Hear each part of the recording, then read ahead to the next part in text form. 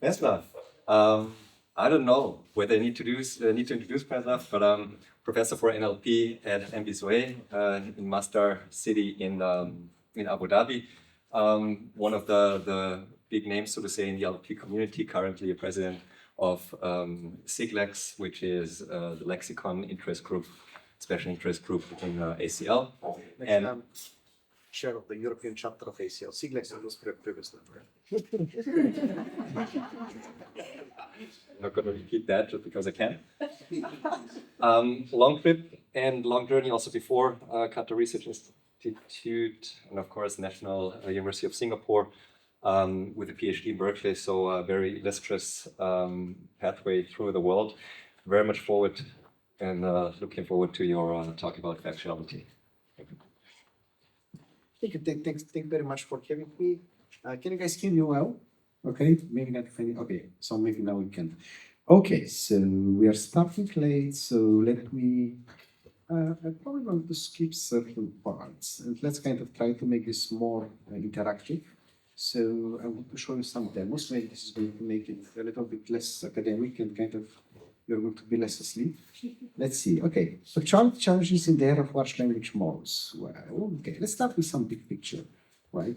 I mean, in my view, there have been like maybe three big revolutions in information production. So the first one was when Gutenberg invented the printed press, which made it possible for many more people to print books than to produce books than before, much faster. The second was when social media came, which made anybody potentially a publisher. The third one came when Gen AI came, which made it possible to anybody to produce high-quality journalistic text, right? Each of these basically led to the old gatekeepers being removed. And in each of these cases, the public was unprepared to be protected, right? And so, yeah, when we're talking to factuality, I want also to point to some interesting evolution in the terminology, right? So, we initially were talking about fake news. This was 2016. And, what was the solution? Fake news sounds like false news. So let's do fact checking. This is what kind of everybody started doing, right? But then, right, journalists, professional fact checkers, international organizations like the European Union, NATO, United Nations, World Health Organization started saying, wait a minute, why are we doing it? Just because it's false? No. We also do it because it's potentially harmful, right? And they said the correct term should be disinformation because it has a clear definition. Something is false, but also potentially harmful. While fake news sounds like false news, it really focuses only on the factuality part, right? And then, yeah, and actually kind of this kind of something more terminology is misinformation, just false, but more malicious intent, malinformation, malicious intent with true information. I can hack your email, put something online, right? Still information with bad intent, disinformation, intersection of the tools, right? And then in the world, at the time of the COVID-19, the World Health Organization coined a new, at least this is where I found it first, a new term, infodemic, where really the focus is on the harm. And I think I have here a slide. So immediately after the pandemic was defined, I went on the website, maybe like 2-3 days later, of the World Health Organization and took this snapshot. Those were their top 5 priorities in fighting the pandemic. And you see that number 2 was fighting the infodemic. And it's very interesting how early on they understood that a lot is going to happen in the information space. And they even coined it a new term. And the term is focusing, kind of goes away from factuality and focusing on the potential harm. Because, again, it's not new. Journalists are going to tell you that the best propaganda is when you tell the truth, the best manipulation is when you say the truth, only the truth, but not the whole truth. They can actually kind of bombard you with one-sided messages or kind of put some emotions and so on and so forth. And you can fact check me as much as you like, okay? Unless I do kind of some unintentional mistake, I'm fine. And this happens all the time, right? So but the question is, do they have malicious intent, right? And again, if you look into this is how the public attention was going away. So initially it was talking about fake news, let's do fact checking even from 2016, right? 2020, what was it about? It was about harm, it's about hate speech and stuff, kind of focusing more in the direction of the harm. And this is kind of how the public attention was going on, is how even my own research was going away from factuality, realizing that harm is important and going into the harm, okay? And it's actually a very nice story, okay? Kind of, this is the end of history, this kind of, the direction that we go. Except that along came the large language models and made factuality great again, right? Under a new term. The new term is called hallucination. Okay. Well, I mean, okay. First of all, I don't like this term. Why? Well, hallucination means that you see something that is not there. Okay. Hallucination has a good. I mean, okay. So it's kind of well understood in other contexts. Let's say in text summarization. If I have some text, in the text it says that kind of like I don't know, it's 5 boys playing in the park or whatever, kind of five kids playing in the park, and then in the summarization you say that there are like actually 2 boys and 3 girls. Well, kind of that's not something that was in the original text. Where did it come from? You invented it, right? It's hallucination. Okay. Now, okay, but I want to stress in hallucination has been also kind of I also understand it in the context of machine translation, right? If it says, if you have a text that says, I don't know, like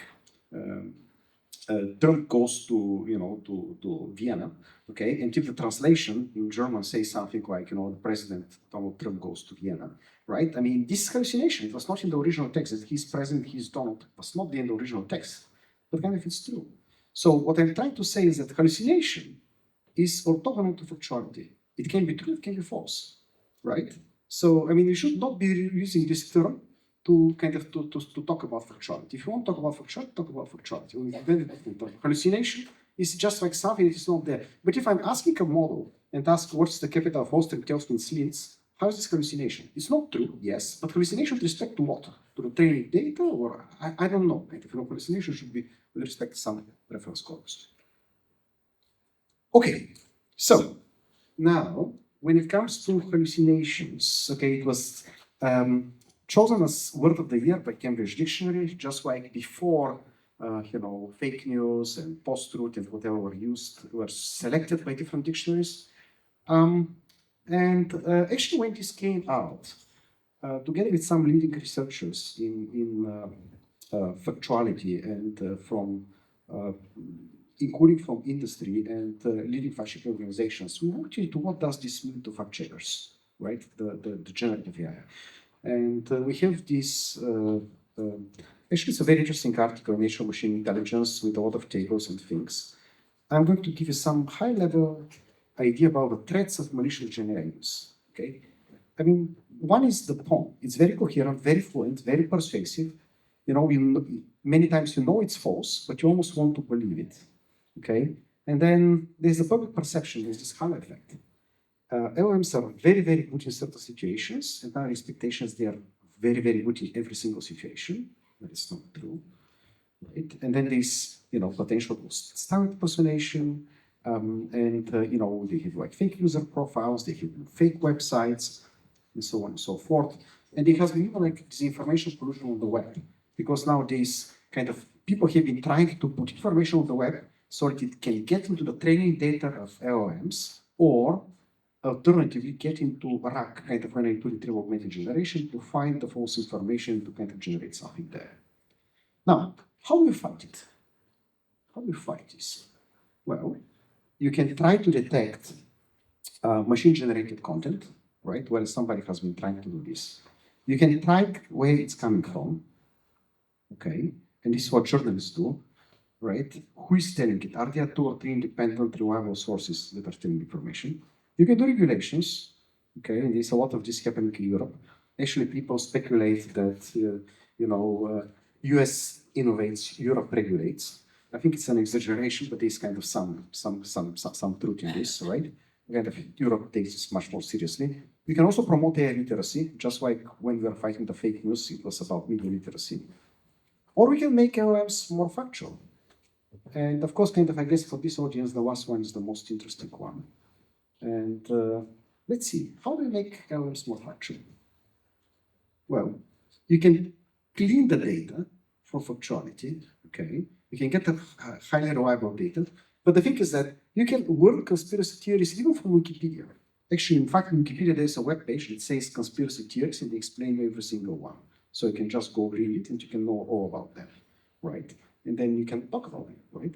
And then you can do, fine-tuning for factuality. You can do like preference, post-training. for factuality. You can do self-correction, you can do reasoning, right? And so on and so forth. You can have agents, you can do retrieval augmented generation. It's a very, very powerful tool, right? Because we have been building our own language models. And if you ask the model, who is Preslav Nakov, you don't know. Sometimes I'm, a poet from the 17th century. Sometimes I invented the Cyrillic alphabet. Sometimes I'm from IBM and I'm already dead, and whatever kind of theory that has no clue, right? But if you do RAC, if you know the systems, our own LLM works quite well when it does that. Okay? Or you can use a larger model. Question for you, because I said it's going to be interactive, it has not been so much.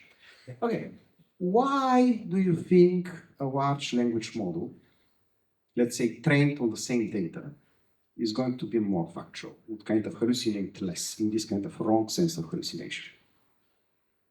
So, okay, let's say, let's put it more concrete. Okay, let's say you have, let's say, Llama, 8 billion model, it's 70 billion model. The claim is it's trained on the exact same data. Okay, let's say it's so, okay. But the 70 billion model hallucinates in this wrong sense, produces non-factual output less. Why? It has, both models have seen the same data. Yes? Maybe because the context is bigger, we can see more. The context is bigger? Okay. Well, actually, I'm not sure about the context size. Because if you speak about Wikipedia, for example, and you get the introduction, you can also see these are common conspiracy theories, and then you see them observe the same context. I see. Okay. Yeah, can be. Other ideas? It can memorize more. It can memorize more, yeah? Yeah. Stuff. Yeah. So, yeah, I mean, maybe can understand the context better. But at the end of the day, bigger models have more capacity. It's just something, and super much overemphasizing those models. They operate in one of two modes. Okay. Again, I'm super oversimplifying, but one mode is I'm reciting verbatim or almost verbatim what I have seen in training, or I'm creative. Okay. And the question is, right, the big models have more capacity, they can memorize more, so they have to go into second mode less often. And when you go into second mode, that's when it's more risky. You can also do fact checking. I'm going to talk a little bit about that. And you can do uncertainty quantification. That's something that people don't talk much about, but I want to tell you about, right? Because we have very interesting projects on that. Now, okay, let me make it just a little bit more interactive. Do you think that the factuality problem can be solved? Or do you think that LLMs are always going to hallucinate, no matter what, and we have no hope? Yes?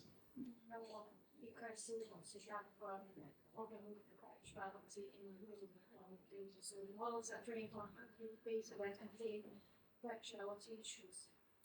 And also depending on the domain of knowledge, it's quite difficult to define what is actually all the truth. Okay, yeah. Well, I guess, so let me try to paraphrase that. So the claim is that, the remark is that, well, those models at the end of the day, they are trained on something, and this something already has false information. So even if they recite what they have seen, they can still produce something not factual. Yeah, there is a fact, and we have already said that there are people that are trying to do this on purpose. But I mean, okay, let's now think of hallucinate in a different sense. Hallucinate meaning that you make things up, things that you have not seen on training, right? Because okay, let's training data. Let's say the training data, if it gives me something false, but you can trace to the training data, you say, okay, that's a different kind of problem. It's not a technical problem, it's like data problem. It's a different kind of problem. Do you think it's solvable at a technical level? Yes. Kind of the training objective that you want to repeat what you've seen in the training data, but rather basically generalize and be creative in a sense, and this can have on the other side that you can So the question is can you do something about the objective? And actually people have done it. Okay. They see on a startup that does it, and they have actually produced one. And they have done tests on tens of thousands of examples, and the model doesn't hallucinate a single time. So it's doable. In fact, it's done already. The question is, why do you think we are not using those models? Very small models. Because they are small models? Okay, well, other reasons? Yes. They just look updated then, and then you don't get what you want. You know, yes, we want. Somebody said something like they're useless. They're useless. In these things, I mean, for example, okay, you know, it's not that I'm asking questions like what is the capital of Austria. No, I'm asking questions right in reply to this email. And what are those models that are forbidden to hallucinate going to do? You have to say, sorry, I cannot do that. Because it means I need to generate something that, you know, I need to be creative. I'm forbidden to be creative. I'm kind of only allowed to recite what I know. I'm a knowledge base, that's it. But I cannot do anything. So kind of utility is gone. Okay? It's actually also an argument when you're talking about safety of models. Okay? So safety also kind of you need to balance utility of the system. Because it's very easy to say, you know, kind of, I don't discuss politics, I don't discuss religion, I don't discuss this, I don't discuss that. You are done, right? I don't discuss medical conditions, I don't discuss, you know, you can make it safe, but, you know, there are certain things. I don't know, if I ask a question, you know, kind of, there are many, many things that are not necessarily divisive, right, about those topics. So, and actually, there are people that are now looking into this kind of some very interesting research that people are trying to find theoretical guarantees, right? That are trying to balance utility and, for example, safety, right? And you say, or kind of the same thing about factuality. You can say, well, I can correlate me like 10% or 20%, you know, factual thing or unsafe things, but kind of, you know, and then kind of we try to optimize, you know, utility versus this. But it's really kind of a matter of balance. Okay, so let me see how far I can get. Well, generative AI enables disinformation production at scale, but I want to argue that actually fact checkers can gain more than the malicious users. And you know, okay, what can you do? Well, one thing that you can do is you can do fact checking. And before I show a system, I can kind of show you some very, very simple system that you can do to do fact checking. How can you do it? Well, if I have a question, a complex claim like, I mean, at that time when we did this, I just kind of want to give you the general idea, right, as a background. Not because this is kind of such a great system, but actually kind of it works quite well, right? But it's kind of a general idea. We didn't call it a agentic system, but you can think of it in this way. Well, okay, here's the thing. You have a complex claim, like sunlight can travel to the deepest part of the Black Sea, and you want to know whether it's true or false. What do you need to do? Well, first you want to kind of, this system just like starts generating questions about this claim. Okay, what is the greatest depth of the Black Sea? And I get an answer. Where do I get an answer from? Well, can be from the internal parametric knowledge of the language model, can be from the web, can be from Wikipedia, can be from a knowledge graph, right? Then I generate another question. Okay, how do I generate the question? Well, I can ask an LLM to generate the question, right? And then I ask an LLM, another LLM, kind of, you know, or region, to read this dialogue and to tell me, is there a contradiction? Or kind of, do I have enough information to make a decision or not? Okay? And then potentially kind of, you know, to have the contradiction, potentially have to give an explanation, right? You kind of, you do this kind of for a while, right? So that we have like something that asks the question, something that gives the answer, something that analyzes, and something that kind of at the end gives you. And this something that actually, you know, you can call them agents. Okay. You can go a little bit a step further. You can say, well, actually, I want to have a plan, okay? And in this plan, I want to say, okay, you have a claim, like the claim is that Bob James Cameron is the director of the film Interstellar was born in Canada, okay? And, well, what can I do? I can say, okay, I want to check, how do I check this? I need a plan. The plan is, first I want to check whether this James Cameron was born in Canada. Second, I need to answer the question, who is the director of the film Interstellar? Then I want to verify whether this director, you know, was actually born in Canada. And then I need to evaluate the logical expression. That's a plan, okay? And then to implement it, what do I need? I need the implementation of something that can verify a very simple claim. I need an implementation of a function. It is very simple to implement, right? And or it's something that kind of can answer a very simple question. And you know, and basically we did this before there was ChatGPT. Okay, we kind of use with codecs. You know why we use codecs? Kind of, you know, we discovered this. Well, because kind of codecs at that point they were not charging for it. It was kind of free. ChatGPT is actually kind of predecessor, it's successor of you know, GPT-3 and also of codecs. Codecs is like the code one, right? And we are kind of looking for a way around and you know, kind of using queries without, you know, And as a result of that, we found out that we can actually kind of do this. And you can synthesize programs, and you just execute the program, and this is how you verify the claim. All you need to do is to have implementation of something, to verify simple claims and to answer questions. And then you have maybe like 10 in context examples, and it generates a program for you, and you just execute it. This is how you do fact checking. Maybe kind of it works a little bit better if you ask it to generate 3-4 programs and you run all of them, because it then take majority voting, kind of that's detail. But it's kind of simple. Okay, now you want to get. Okay, that's kind of simple fact checking, right? I have been telling you about, okay, here's a claim, let's check it, right? But it's so 2016, okay? Now we are in the world of large language models, okay? And we are not ready for that, okay? Because this is what we need to do, okay? When we are kind of fact-checking the output of large language models, we actually need to go through many, many steps, and we're actually not ready for that. Why is that? The kinds of questions that we have been addressing before LLMs came is kind of some kind of fake text, I mean, an actual answer a little bit massaged into whatever, just like to illustrate the idea. But what we are doing, what task we are solving? Well, we're solving tasks like, here's a claim, is it true or false, okay? Or here's an article, is it fake news or not? So the difference is the granularity. Less often, but we have been working on that. Here's a website, can I trust it, okay? It's an interesting task. We have done a lot of work on this. I'm not going to talk much about that. Or kind of, here's this user on social media, can I trust this user, right? It's a different kind of granularity, okay? But here's different. It's an entire text, okay? It's not, the claim is not there. Which is the claim? There are so many claims. Where are the claims, right? So you need to take several steps. You need to decompose this into simple claims. You need to decontextualize them. Then you need to decide that some of them are actual opinions. I don't want to check opinions, okay? And then you need to go and get evidence. I mean, it's kind of one possible pipeline. You can read this in a different way, but I just want to get your conceptual steps, right? So what you need to do is you need to generate claim, questions about each claim. How do you generate the questions? I mean, I have shown you already. I have a claim, I start generating questions. An LLM can do this for me. Then I get an answer. Well, I can do search against Google or, right? Get evidence, see this, whether this evidence supports the claim or not.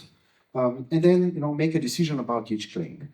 Now that I have decided about each claim, whether it's true or not, I potentially might want to go and fix it. How do I fix it? Well, one can be that I just delete the entire claim because it's just not fixable. It's so wrong, no way.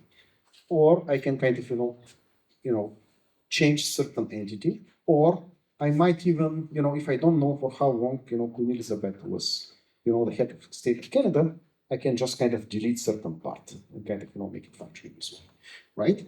And then finally, what you might want to do is, you might want to, generate kind of, reconstruct the original text with everything fixed and kind of show to the user what was changed and potentially kind of with evidence. And actually, when ChatGPT came, kind of we embarked on this kind of ambitious project, right, to do this. And we spent like 10 months, right, conceptualizing it and annotating the data and whatever. And then after that, right, what we did is actually create an open fact check framework. Okay, what is open fact check? Well, it's an interesting tool, and you can actually go and use it. And there's programming interface, and maybe that's a time that I can actually maybe show it to you. Let me see. Okay. So here's open fact check, right? And okay, so here's the thing, right? It's an ambitious platform. We can do different tools, right? They have different steps. This is RAR, Fact2, FactScore. Those are other tools of other systems. FactualGPT is what I have just described to you, right? And they have different steps that they are taking. And they are also kind of have different evaluation measures, different data sets. I don't know what works, what doesn't. I don't understand why. We want to put it all together, right? So kind of, and we said, okay, so let's conceptualize this. A fact-checking system is going to have 3 components. One is what do you do with the claim? Do you decompose, do you contextualize it, whatever? What do you do? How do you retrieve information? Then do you run, do you summarize? And then how do you reason, right? Do you fix or whatever? Everything here is modular, okay? And then let me actually kind of go and I can show you a web interface, right? A web demo, okay? And actually, open fact check, what can you do? Well, I can evaluate, everything as I have described, in a text, every single claim. I can evaluate an LLM. I can evaluate a fact-checking system. And I can even build a fact-checking system on the fly. I can select, for example, here I have selected the claim processor and the retriever from Factu and the verifier for our own fact-check GPT. Because we found this combination somehow works better. So, for example, our claim processor is not as strong as the Factu one. Okay, we have a better prompt. By the way, we already started supporting other languages. We actually have something in Urdu. And I can put here some example, right? Let's say Elon Musk. Okay. Okay, let's say bought Twitter in 2017 and renamed it to X. Okay, fine. Okay, let's see what's going to happen. So, this got taken. Okay, wait a minute. Okay. Let me restart this. Sorry to don't feel that anything was okay. Sorry.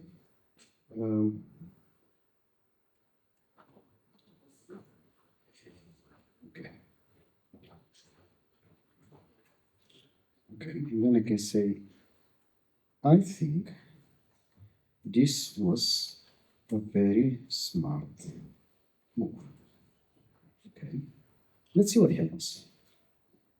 So this got decomposed into two claims, that Elon Musk bought Twitter in 2017 and that Elon Musk renamed Twitter to X. But this part is ignored. Why? Because it's an opinion. You cannot fact check whether I'm correct or wrong. That's my belief. It's not a fact about the world, right? And you see the question was generated, the evidence that was obtained for this, and there's a reasoning explanation. It gives me the correction as well as this. In this case, right? I can put here something else. MBZUAI is the. Sorry, I put lowercase because I'm kept microphone, but Cambridge of the Middle East. Let's see. Let's see if this is true claim. Okay. What do you think? Is it true? Mohammed Zayed University of Artificial Intelligence. Okay, let's see. Oh, it says it's false. Okay, interesting. Let's see.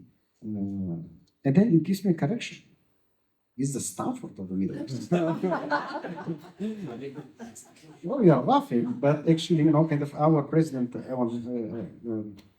Eric Shink, is talking a lot about this. Actually, our aspiration to be the Stanford of the Middle East, and actually, this is how the RAC works. By the way, one thing, again, because here I don't necessarily want to cover all my talk, right? I think it's more interesting to share some ideas here because they're students. So one thing that is interesting here is that you actually learn a lot when you interact with a system like that, okay? When you just do experiments and you observe numbers, you don't understand why it's not working. You don't understand maybe the composition of the claim is not right.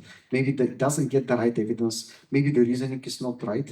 By being able actually here to decompose it into different parts, right? Put in something from another system. This allowed us to do things. Another thing that I want to say is that, I hear you talk about going away from factuality more in the direction of the harm, okay? I can argue also about, people here looking into this binary versus true versus false. Actually, it really, sometimes it's a matter of perspective and sometimes it's a matter of explanation, okay? So, for example, when I was saying, in certain cases, when I was saying Elon Musk, right, renamed Twitter to X, it was saying, no, it's not true. And you say, well, it's false. No, the system failed because it's true. He did rename it. Okay, but are you going to still think that the system is false if you read the explanation? The explanation is he didn't rename it, he rebranded it. Okay, I say, well, the same thing. You ask I mean, kind of, I was putting a claim there. Preslav Nakov is professor in Mohammed bin Zayed University of Artificial Intelligence. And sometimes it was strict, no, it's not true. And I'm like, oh. And the explanation is he's professor and department chair. It's like, come on, right? But the point is kind of, to a human, you would say the system fails. Well, it kind of doesn't give you the right answer, but this is also a matter of perspective sometimes, right? Kind of, or kind of there can be a little nuance that you're not thinking about. So you should be kind of thinking about not just about whether it's true or false, but also about those aspects. Okay, let me see. I want to go back quickly to, okay, where I am.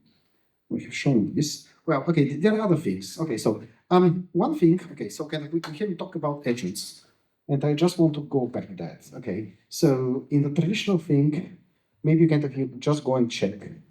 But you might actually kind of want to have something a little bit more agentic that is looking into evidence and, okay, anyway, kind of you can actually save a lot of time and a lot of effort if you are looking into the response from the environment. Maybe, let me kind of just go back here, okay? Maybe if you find out that you have a claim that Bob James Cameron, director of Human Interstellar, was born in Canada. If you find out that James Cameron was not born in Canada, do I need to do any more work? No, I don't. I don't need to kind of check everything here. Right? Kind of, I don't need this point. So basically, there's a lot of things, if you are reasoning what you're doing, that you might already know the answer, right? Based on only part of the thing. Okay. We have some other system. About fact-checking, this is something that can take, that's a different system that implements more or less the same thing. It can take a text file or an MP3 or an image or a video and fact-checks every single thing there. Now, I want to mention another thing. It's LLM polygraph. What is LLM polygraph? It's actually something very interesting. So, if you do the fact-checking, the way that I have been telling you, you need to have many LLM calls or calls to the web, and so on and so forth, right? And the problem is that it's expensive, okay? But actually, you can do a lot of very cheap things by looking at the internal parameters of the model to see whether the model believes. I mean, we have been talking about this, that the models operate in one of two modes. Okay, I'm oversimplifying, whether they're making things up or are they kind of reciting. And when they're making things up, they can be also kind of uncertain about what they're saying, and you can try to detect that. And there's actually a lot of uncertain quantification methods. So if I say, things here, some example, right? You can actually look into the confidence of the model.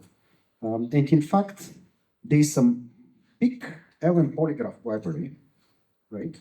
That implements quite a lot of. In fact, there's a tutorial on that by my colleagues at ACL on uncertainty quantification, which I think is a very, very LLM polygraph.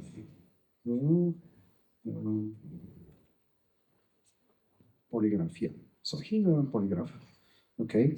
You see quite a few methods actually he implemented, right? And it's a kind of a very interesting library. And so, I mean, one thing that it can also do is it can not just tell you uncertainty about the entire thing, but also which claim exactly the model is uncertain about. And so this doesn't necessarily mean this is kind of where there's a hallucination, but it's something that you can highlight to people to say, look, this part you might want to double check. Okay. And I mean, there's kind of different kind of uncertainty. Maybe again, kind of, so that you can also think about it. Okay. There's different kind of uncertainty. Part of the uncertainty is not exactly related to the factuality or necessarily. So part of the uncertainty is about what I'm going to talk about next. Am I going to talk about the Golden Globe Award or about the 20 Grammy Awards, right? That's some kind of uncertainty. That's not really kind of related to factuality, right? Then there's another issue that I want to point out, okay? If I say that she was not American, she was a British actor, okay? The first time, maybe I'm very uncertain, okay? But the second time that I say it, I'm going to be quite certain because I'm conditioning on the thing that I have said before. Okay, so that's something that's a certain kind of uncertainty you need to be able to carry over long distances. Other kind of uncertainty, you need to understand the nature of the uncertainty to say, oh, that's really kind of about, I'm kind of a synonym of awards or prizes, or another thing is kind of what I'm going to talk next, versus kind of uncertainty is kind of somehow related to factuality. And kind of we are doing a lot of research on that, kind of even like to train the model to look into the right kind of uncertainty, to disentangle them, and so on and so forth. I don't want to go into much thing. But I want just to tell you that this is a very, very cheap thing, because this you don't need to do anything. You just observe the parameters of the model, look into the NBS list, their probabilities, and you can calculate something from there without doing any extra work. It's extremely fast, right, and efficient. Okay. So another thing that I told you, you can actually kind of detect machine-generated text. Maybe I can show you a quick demo here, right? So there's this LLM detective, okay? It's again a tool. It's again text. Kind of you can go. It's available as a programmatic interface. I can go here, and I can take some text. Let's say he is a poorly written, student essays. I can put here some text, okay? And I can say, tell me, who wrote it, okay? It tells me this is, interesting, it failed. I don't know why. Okay, it's human written. Okay, so it's human written. But if I go into, actually we have been building our own language models from scratch. Let me see, this is going to open. We have models up to 70 billion parameter models. And so let me see. I can just open it over here. But what I want to say is that, okay, here's the thing. We have actually, you need to think about different categories, okay? So again, going against the binary, true or false, okay? Human written or machine written, okay? It's actually something very interesting. Okay, you have human written, you have machine written, yeah, but these days you have a lot of mixed things. It's written by human, maybe polished by a machine. Now, in educational settings, maybe that's not a good thing, but in many conferences, we do allow that. Maybe your English is not so good. We don't want the AI to write your paper, but it's okay to polish the grammar a little bit, right? So that's kind of allowed. And we need to understand what actually happened, right? And so there's kind of this intermediate categories. So I can say, can you polish this text a bit? Okay. Oops.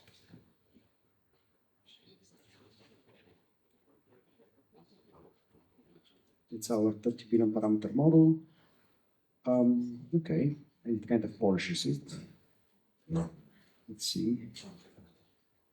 If I copy, what's going to happen? Oops. Let's see. Yep, it's human written machine polished, right? So, by the way, it was not trained on our language model, it was trained on other language models. Okay, I am not going to do more demos on this because I want to stop up. Well, there are other aspects like propaganda and framing. So it's not, if you want to, I have been telling you this story, right? But it's not just about being factual or being harmful, right? It's about also how actually I'm going to persuade you. And it's often about emotions, but not only. So actually going back to Aristotle, there's emotional abuse, there's logical fallacies, and there are personal attacks or praises. So it's ethos, logos, pathos, right? And so it might be actually useful to be able to identify those in text. That's something that is great for, media literacy. And actually we have a system that we have been building together with the European Commission on that. So this is the Frappe system, where you can go and you can explore different media, their framing and their propaganda. I can maybe show you analysis of one article. Okay, so it can tell you kind of the specific techniques that are being used in certain kinds of text, and you can put your own text, or you can go and you can explore different media in different countries for their framing and propaganda. Okay,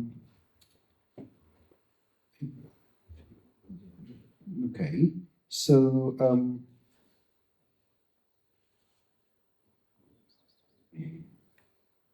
sure I want to cover all this. Well, let me see. Maybe kind of super quickly, right? Kind of just like to give you a little bit of breadth. So you might also want to look into the narratives, okay? Kind of, so if you have this text here, I haven't shown you this much of the text, but you want to understand who is portrayed as a hero, as a villain, as a victim, and also kind of different subcategories there, or what narratives are being promoted. And it's again something that we're working on together with the European Commission.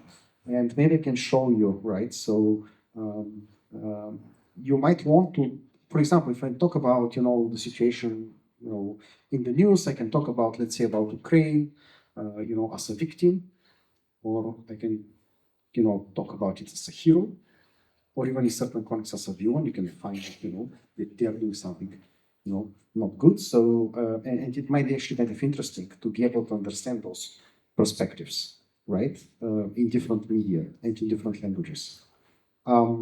And also kind of what kinds of narratives are being promoted. So, for example, the COVID-19, the vaccines don't work, or the measures are wrong, and so on and so forth. So that you can find it. Okay, so I mean, just like to wrap it up, some other things that I just want to mention that exist. Okay, one is that it's actually important to look into the source. I have not talked much about it, but we cannot really fact check every single claim in the world. I mean, we can generate much faster now, even automatically, right? But we can. I mean, if you do make a false claim and put it online, it's going to self-fact check very fast because people are going to say, where is it coming from? You need to have a website where you have more information and so on and so forth, and you cannot create so many websites, right? And if you get successful, then you can discover it. And you can do different kinds of things based on media overlap, looking into all people that read CNN also use BBC, and you can kind of like look into which medium is most similar to which one, and you can generate different graphs and reason over that and kind of label more media. Maybe another thing recently we have been looking into is like we have been looking into the specific kind of so what I have shown with Open Fact Check was the problem.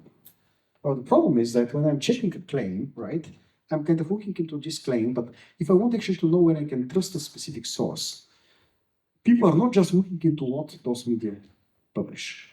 Human fact checkers are looking into other things. They are also looking into who owns them, where they're hosted, a whole bunch of other things. And they have kind of what are their bias on very specific topics. And actually kind of we have a paper coming now at ACL where we have actually really implemented the exact same way that human fact checkers do it. The exact thing. This is very, very interesting. Then another work actually this is coming in tackle paper, and I have here Dhruv, who is the main person working on that. So, okay, what is the fact-checking pipeline? The traditional fact-checking pipeline has 4 steps. I need to check whether a claim is interesting to fact-checking. Okay, maybe I have an extra step, discovering interesting claims. What is interesting to fact-check?